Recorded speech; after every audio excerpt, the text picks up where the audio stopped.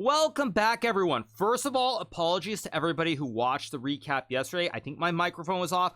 Fingers crossed that it's okay as I do this recording now. If it's not, I do apologize, but I am on the road. I'm currently in the Mojave Desert in California. Any rate, you guys, today I'm playing in the finals of the Chess Champions Tour against world champion Magnus Carlsen. As you guys know, I won in the losers bracket yesterday against Wesley. So what that means is that I had a second shot to play against Magnus today and win the entire event. However, I would need to beat Magnus in a 4-game match, 15 minutes plus 2 seconds, and then if I won that match, we would play another 2-game match as well, and I would have to win both matches in order to win the event. So obviously a difficult task and an uphill battle. At any rate, let's jump right into the game. So the first game starts with c4. I play knight f6, knight to f3, and now I play the move e6. We get knight to c3, and I play d5, and Magnus goes d4. So out of an English opening, we have transposed into a standard setup here on move number 5, or move number 4. Now here I had a lot of options. In the candidates, I played c5 in my last round game against Ding Laurent from China. I played bishop e7, which is the Queen's Gambit decline, and I've also played d takes c4, which is the Vienna. Anyway, after a bit of a thought, I decided to take. Now, the main reason I did this was twofold. First of all, needing to win 2 matches and not just 1 match, I felt like it was better to take some risk, try to get off to a good start, and really put pressure on Magnus. Additionally, when we played back in 2020, and incidentally enough, I did also play from California back then as well. When I played in 2020 against Magnus, I also played this Vienna opening in our 7-game match in the Tour Finals, and I did very well with it. I've seen Magnus struggle in the past against this setup against players like Jan Nepomniachtchi as well, so I felt like it was better to play on the edge because of all these different factors. So Magnus goes e5, I play knight d5, knight takes b5, and now I go knight to b6, guarding the pawn. Now material is even here, but there is a little bit of an imbalance because I potentially have an open diagonal on b7. Meanwhile, I have a slightly weak pawn here on c4. So we get a3 from Magnus, knight c6, bishop to e3, queen d7, knight c3, bishop b7, queen c2, all very standard so far, and here I play this move knight a5.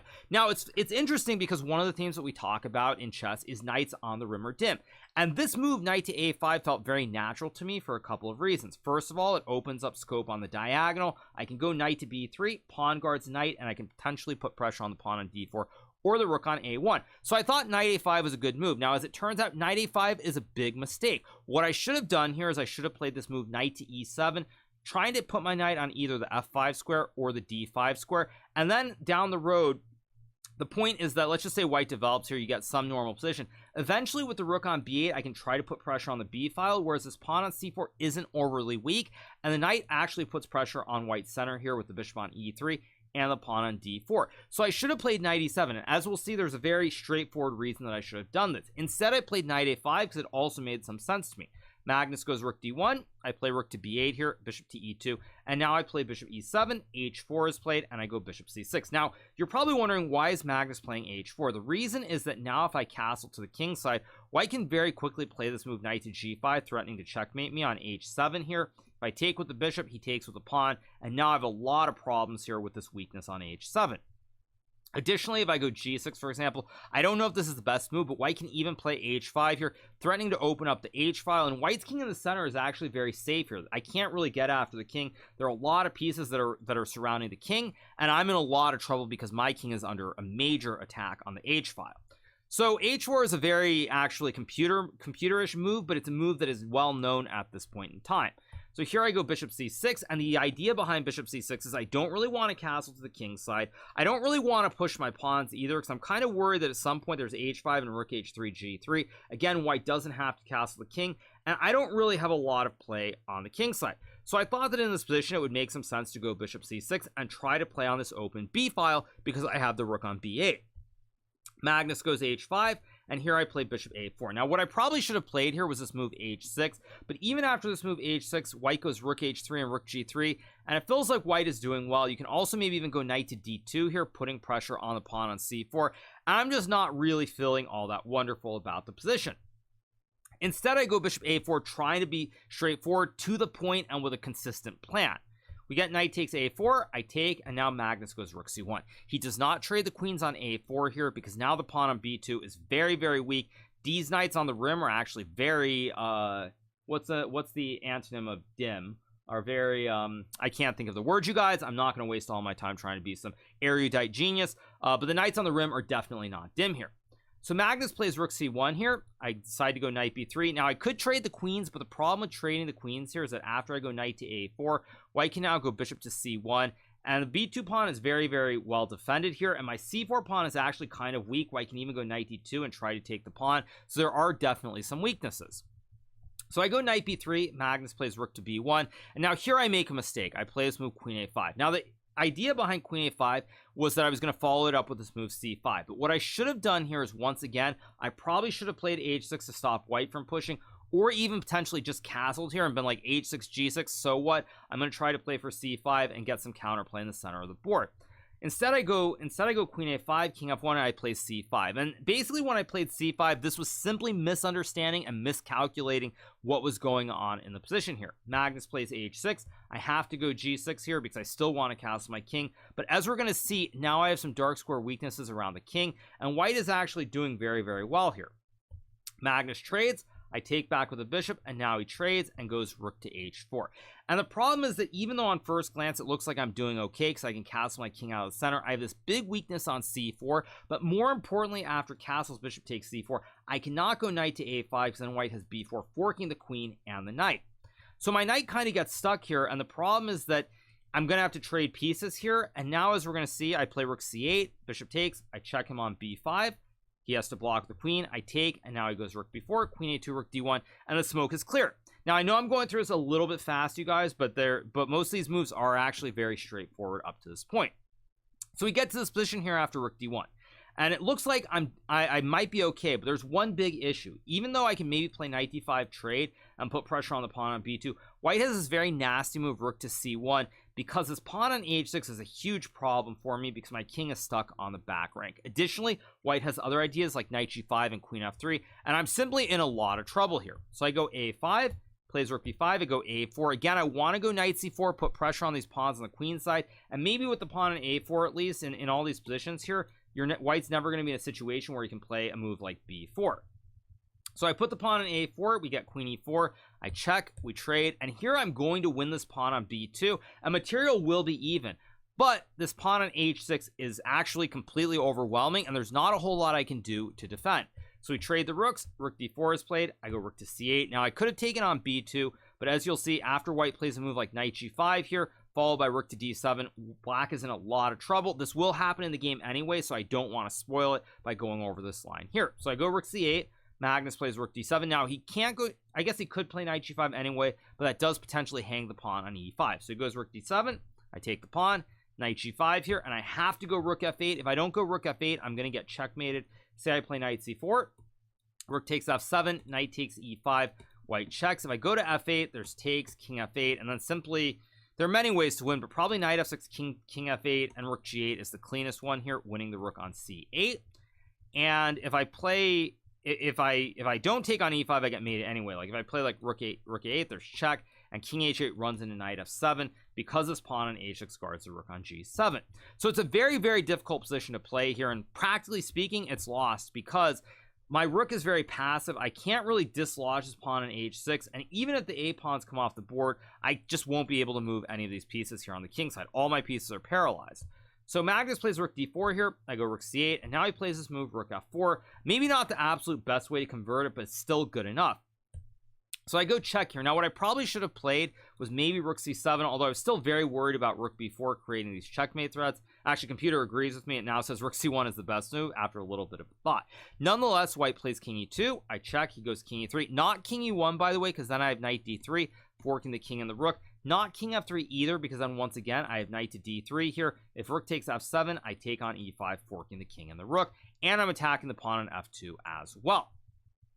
So he goes king e3, I check, and now he goes king d2. Not king d4 either, because then I check, I swap the rooks and go knight c4, and I'm actually completely fine here because with only knights on the board, this pawn is still very strong on h6, but I have enough to hold the game. Instead, he goes king d2, I play rook c7, guarding the pawn, and now when rook b4 is played, I have knight c4 check, so white cannot checkmate me with rook b8. Magnus plays king to e2, I have to go rook c8 to stop the mate, but after rook takes a4, I take on e5, he goes rook a7, Position is already very, very bad. I play knight to g4 here. Now, what I should have probably played was rook to f8 here, and maybe there's a small glimmer of hope, but after this move f3, which prevents knight g4 going after the pawn on h6, again, I'm not really sure what I'm supposed to do because white has a very simple plan, pushing the pawn up the board, and if I ever move the rook away from f8, then white will play f4, dislodging the knight on e5 and winning this pawn on f7 and the game as well. So probably I should have played rook f8. I was very low on time here, so I go knight g4. And now after knight takes f7, I'm simply lost. Because on first glance, I thought I could play rook to c2. But after king to f3, rook takes f2, I'm losing here in this king and pawn endgame. Because white just pushes the a-pawn all the way up the board. And then at the right moment goes king g5, king b6, king f6, takes, and runs the king to h7 and makes a queen with the pawn, pushing to h7 and h8. Also, I thought I could maybe go rook f8 here, but even rook f8, it's the same thing. White can play f3, and I can't trade into the endgame, and I really would love to take this pawn, but the knight guards it, and once I move the knight, white goes back to g5, and it's simply game over. So after knight g4 takes, I played rook b8 here. Magnus plays f3, perfect move. I go rook b2, king d3, now I go check, king d4, and at this point I'm simply lost because the knight and the rook can check the king, but eventually the king will avoid the checks and the knight's simply going back to g5 here. So I play rook d2, he goes king e3, rook a2, plays knight g5, and I played knight d1, and then I resigned the game. I could have resigned even before playing this move, but the point is white is winning here with every move on the board. Probably king f4 is the cleanest here. You're threatening checkmate in 1 with rook to a8. If I go king f8, white just takes. After king g8, knight f6. If I go to h8, there's the Arabian checkmate with rook to h7 with the knight and the rook. And if I go to f8, white just pushes h7, h8 queen, and that's game over. So very unfortunately, I have to resign here in this position, which means Magnus takes a 1-0 lead in the match. So the second game was a hard-fought game. It ended in a draw, and we're going to take a look now at the third game. Now, in the third game, I have the black piece. I'm trailing in the match by a score of 1.5, so Magnus changes it up and plays e4. Now, here I thought for almost a minute on my first move, because originally I was going to play e5, but as I realized during the game, if I play e5, the big issue I have is that Magnus will simply go into one of these Berlin lines. Most likely this line, actually. I don't know for a fact if this is the line that he would have played, but probably one of these lines with castles d4, d5, where with perfect play, black is fine, but you get no winning chances, and if you slip up even slightly, you can actually end up losing the game. So I knew Magnus was going to do this. So after a bit of a think, I was like, okay, what can I play where I'm going to get a game? So of course, I play the Sicilian. Magnus plays knight to f3, and I play d6 here. He decides to avoid the open Sicilian by playing bishop b5 check and going into the Rossolimo. So I play knight to c6, castles, bishop to d7, goes rook e1, and now I play knight f6. h3 is played to stop me from going bishop g4, because after a6, bishop f1, I no longer have bishop g4 in this position. However, very recently, I guess it's not super recent, but a couple of months ago in the Rapid Chess Championship, I played a game against the player from the United Arab Emirates. I believe his name is Salem Saleh. Now, I don't believe this was the exact position, but it was something similar where I had pawns on c3 and h3, and I had played a bishop f1 move, and in that game, he played this very enterprising move g5.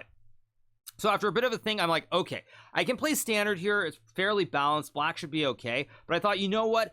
I've got to go for it. I've got to take a chance, because if I lose the game, I lose the game. But if I don't take a chance, I'm going to have one last chance with white in game 4, and there's no guarantee that I'll get chances. So in this spot, I decided to play this move g5.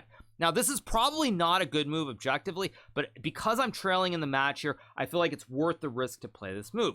Now, Magnus could have taken on g5, but after knight takes pawn, rook g8, there are definitely issues on the g-file here. If white moves the knight, I win the pawn on h3.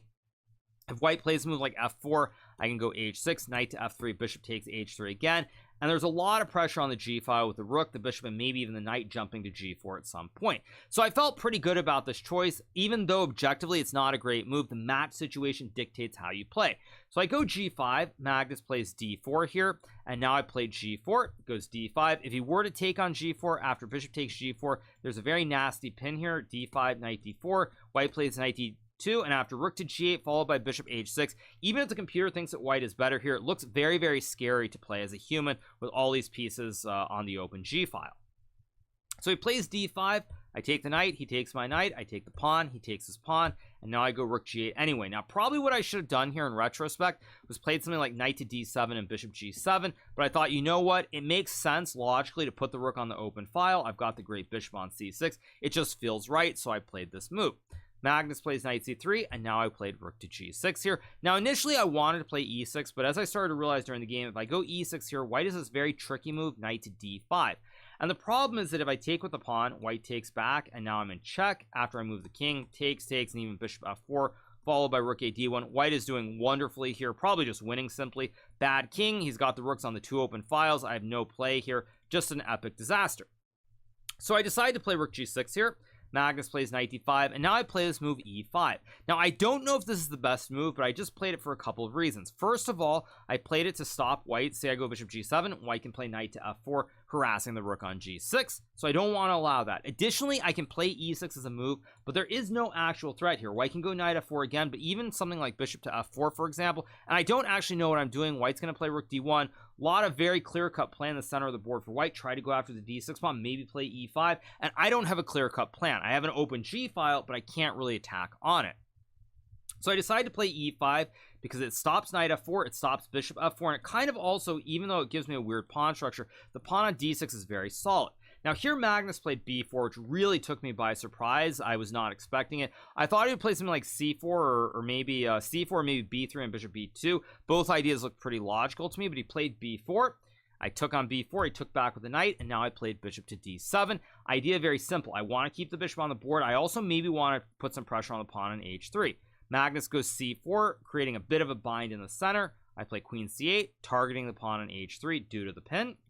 He goes king h2, and now I play bishop h6. Now, this is also a very important move here, because if I put the bishop on e7, there really aren't many targets. You'll notice I have these pawns. I can't really push without losing the pawn on d5. There aren't any targets on this diagonal from e7 to h4 either. So the bishop is very passive. But by going bishop a6, what I'm trying to do is I'm trying to trade off some pieces here, for a couple of reasons. If we trade the bishops, first of all, the rook is on a very nice h-file here, but additionally, after a move like rook d1 and king to e7, my center is very solid here, even though it looks kind of dangerous, and if I can get queen c5 and rook g8 into the game, I probably have good winning chances. So Magnus plays rook to b1, offering me the trade. I don't really want to trade, because if I trade, he activates this e-rook, and let's just say I go king f8, knight d5, I trade, now I have all kinds of problems on the c-file and the b-file. So here I play king f8, trying to move my king out of the center of the board, maybe king g7, and again, I want to go queen c5 and bring the rook to g8 or e8 or c8. Magnus plays knight d5, I trade the knights, and here he took on h6 and took with the e-pawn. Now this really surprised me, because now there is a slight imbalance here in the center of the board where I can maybe push f5 at some moment, and you never know what can happen. However, there are issues too for me, because this b7 pawn is very weak. White wants to go like queen e3 and f4, maybe queen e3 and c5 to undermine the pawn chain as well on d6 and e5, and so I have to be very fast. So I play b5 here to try to get rid of this weakness here, and also after takes, now I activate my rook on a8. Magnus trades, I take, and I take on a2. Now here already I was feeling very good about the position, because my rooks are pretty active. I can always go rook g6, and I knew that if I can get king g7 and rook f6, maybe there are even going to be some tricks on the second rank. Magnus plays rook b1, I go king to g7, he plays rook b8, and now I go queen c2, he plays rook 1 b7, attacking the pawn on f7. Now here I have to be very careful and play queen g6, because if I play rook f6, I actually lose to rook g8 check, king g8, queen takes f6, and now I can't stop multiple mate threats on f7 and b8. So I go queen g6 here, rook b4 is played, and I play queen h5. Important move as well, because if I play rook h5 here, for example, or actually no, rook h5 is a move, sorry, I meant if I go queen f6 here, white actually wins because of rook g4, rook g6, and now the very nasty move rook to g8 check. If I take the rook, he takes my queen. I can't capture because of the pin.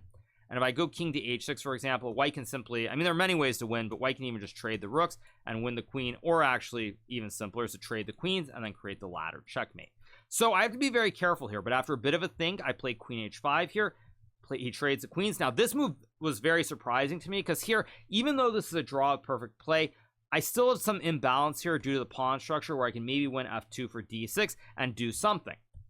We got check, king f6, rook b6, I take the pawn, he takes, king e7, rook a6, and now I play rook d2 here. Now again, at this point I was up about 2.5 minutes on the clock, so even though the position is a draw, I'm just trying to move really, really fast here. He checks, I go here, he checks. Now of course I go king f5 here because I'm trailing in the match. I don't want to make a draw, so I go king f5, rook g7, and now f6. Now this position is still okay for white, but you do have to be careful here because d5 is weak. My pawns are guarded. My rook on h6 can actually guard h7 and f6, and it's not simple. Magnus plays d6, and now I go rook g5. We trade, and already here the position is starting to get a little bit out of hand because I have a passed e pawn here. The d6 pawn is weak, and my king is more active than the white king. Magnus goes king g3. I play h5. He goes king f3. Now this I think is a big mistake. I think he should have played h4, king f5, and then king to f3 with the idea of playing g3, as we'll see in the game. Because let's say I go rook d5, g3, and say rook d4. Black is still better here, but it's not clear how you're going to win the game in this situation. Also, it's very hard for me to push these pawns up the board. If I go king g4, white maybe even has d7 here, and this actually is just a very easy draw with rook f5. Instead, he goes king f3, and now I get h4. And at this point, I started to realize that I'm going to have some chances to maybe win the game because now the pawns on the king side are completely fixed. If white ever goes g3 here, I can take, check, and now after f5, I have two connected pawns rolling up the board. And maybe for a computer, this is still a draw somehow, but it feels very, very scary to play. So Magnus goes king e3, and now I play rook d4 here, and this is sort of the optimal position. The rook guards the pawn on h4, pawns guard the rook on d4, and white has a weak pawn on d6, so you have to be very careful. Magnus plays rook a8. Now this was a big mistake here. It doesn't lose the game, but Magnus played this thinking that he could draw on the spot. However, after rook takes pawn, check, king f5, rook g4, I have this nice move, rook to d4, and white cannot trade into the king and pawn endgame because after takes, king d4, king f4, black is winning here. My king gets in too quickly, and I simply go king g3, h3, h2, h1, GG, game over. So he goes rook g8, I play rook a4, and now sort of this endgame begins in earnest. Now this should be a draw, but it would be much easier to draw this endgame if white had the pawns on h4 and g3 versus h3 and g2. So I go rook a4, rook h8, we dilly-dally a little bit. I'm not going to get too deep into the weeds here because there are a lot of moves that are wasted before I try to make some progress here. And finally, in this position after rook h8, I now push the pawn to f5. Magnus plays king e3, I go king g5, and now he checks. I go king f6, check, king e6, check, and I go king d6. Reasoning is that now after rook d8, king e7, the king is very safe here on e7, and white can't check from behind, and if he goes to h8, maybe I can start to push my rook further up the board as well as my pawn. So again, we dilly-dally with a lot of moves here. A lot of moves. And finally, after king f2, I play this move e4. Now, the reason for e4 is very straightforward. White cannot go rook h6 to win the h4 pawn because the king covers a square. If rook e5 attacking the pawn on f5 here, I go king f6 and then king g5, king f4. So Magnus plays rook b6, I check, king f1, I go e3 here. And now already at this point, I don't know if this is lost, but it feels very, very dangerous because I have this idea with rook f2 and then f4 to connect the pawns. And already here, I thought that I was going to win the game. Magnus plays rook e6, I check, he goes to g1, and now I play f4. The pawn on e3 holds the rook on f2, the pawn on f4 holds the pawn on e3, and white can't push any of these pawns on the king side. So already here, this probably is close to a win. I don't know if it's technically winning yet, but the computer really likes it. So I go king f7, more dilly-dallying, I play rook a2 here, and now he plays rook b1. It's worth noting white cannot play a move like rook f4, because then I check the king, and then I push the pawn, takes, king g6, rook g4, and I go king f5 here, and I will make a queen next move, and also rook e4 here, I just queen, takes, and it is not stalemate because you have a pawn on g2 that you can still push, and then I just move the king and win the game. So he goes rook b1 here to stop rook a1, king f6, king f1, I check again, go to c2, king e5, rook b8, and now for some reason I made this check on f2. Now what I should have done here, I think, is played this move king to e4, because after rook to e8, I think walk my king up with king d4, check, and then go king c3. And the idea is very instructive here. White can never move the king over to e1 because then you lose g2. And if white tries to wait on d7, I can actually go, there are probably a couple ways to win this, but probably the cleanest way to win is to play check, king to g1, and now I can go rook to d2 here. And after check, I go king to d3. He can't go king f1 because then it's checkmate in 1. And after rook to d7, I can hide the king on e2. And when he goes rook f7, I can very simply play rook to d4 here, followed by king to e1, e2, and the rest is basic. Let's just say white goes rook a7. I go king to e1. He checks. I block. He goes rook a2 here to stop me from moving my king. e2, rook b2, and now I can just simply go rook c1, rook a2, and I slide the king to d1, and I make a queen on the next move.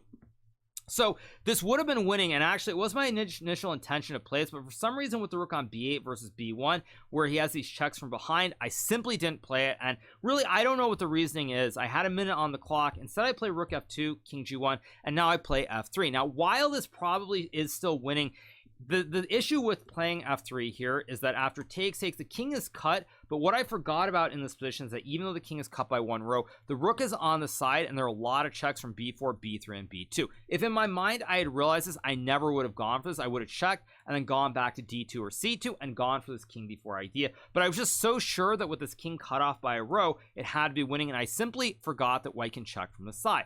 So we get king g2, I check, he goes back, and now here I played rook f7, which is a horrible move. Probably king e4 is still winning here. Now, mind you, it's very tricky because after check, king to d3, white can still go check, king e2, and rook to a8. But after rook f1, king g2, and I believe, is it rook to d1? Or is it rook? Actually, no, I guess it's rook f7. Maybe it's not rook f7. See, even the computer here is not 100% convinced. Maybe it's check, check, and rook f5 is what the computer gives. And I guess this is winning here because after check, I can go king f3. And if white goes king f1, there's king g3. He can't go to e2 because of rook f2. And I'm able to capture the pawn on h3 with my king. And the king is cut off this way where it can't get over. Then this is winning. But again, with limited time on the clock, it's very, very tricky. So instead I play rook f7, rook b2. I go king e4. And now he goes king g2, I play king d3. I would have loved to have played check here, but the problem is after king f1, king f3, now white has this very nasty move, rook to f2 check. If I take, it's stalemate. I can't go to g3 because then I lose my rook on g7, and then I have to go back to e4 and start all over again. So I play king d3 here, he checks, I go here, here, and after rook a2, this actually is technically a draw now.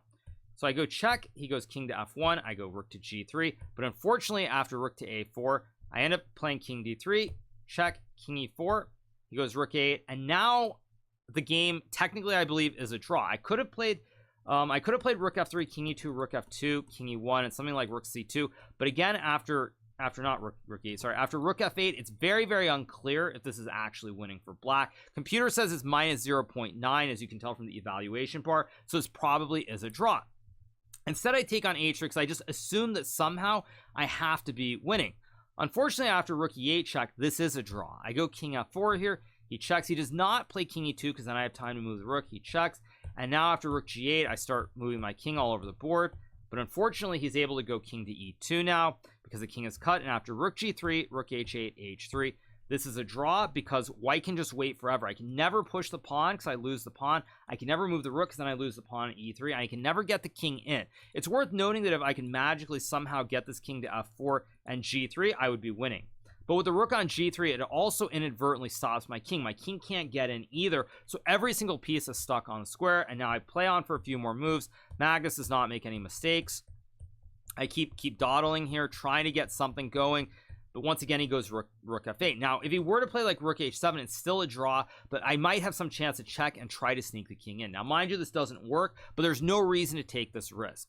So instead he checks, I go king e4, he checks, I go all over the board. But unfortunately, at the end of the day, there just isn't anything that I can do here because I can't move the rook, I can't move the pawns, and I can never get my king far enough up the board. So very unfortunately, this game ends in a draw. Now, I think if I had even 30 seconds more, probably I would have played king d4 and the whole king d3, king c3 idea and won the game. Alas, I went for another idea with rook f2 and f3, which is technically winning, but very, very difficult to prove with limited time. And also, once I did that, Magnus had very obvious moves. That's the other thing that I have to point out, is that when you end up in this endgame, if we go back to this endgame all the way back here, if we go back to the start of this endgame to some position like this, white is the one who has to be worried about rook f2, rook a1, my king getting in. White doesn't have obvious moves. But once I play the other order where I go f3 and we end up and the pawns are traded, white has a very clear-cut plan. Stop the pawn, check from the side, keep the king on the g file, and that's all that Magnus has to think about. He does not have multiple options. He knows what his plan is, and with very limited time, it becomes a lot easier for white to play, whereas black has to now prove that he's winning in this endgame. And unfortunately, I wasn't able to prove it, and so the third game ended in a draw, which meant I was still trailing by a score of 2-1. Now, we did play in the fourth game. I had some small chances. At one critical moment, computer gave me a small advantage. I was not able to find it in a queenless middle game, and the fourth game unfortunately also ended in a draw, which means that I lost the final match by a score of 2.5 to 1.5. So what does that mean? That means that Magnus is the grand champion of the Air Things Masters, I believe is the official name of the tournament. He wins the first event of the Chess Champions Tour. I come in second place. Magnus gets $30,000 and 150 tour points. I get $20,000 and 100 tour points. So a very, very good result overall. I had chances and I wasn't able to convert them. Magnus had his one chance in this match. He converted it. I didn't. That was really the difference. So big shout out to Magnus. He is a very deserving winner of the first event. He does not lose any matches. And we move on to the next event, which will be happening, I believe, at the beginning of April. So we'll see how I do there. There are 4 players qualified: Magnus, myself, Fabiano, and Wesley. Fabiano because he won the second division, Division 2 in the Air Things Masters. Wesley, Magnus, and I because we were the top 3 finishers, and top 3 automatically qualified to the second event.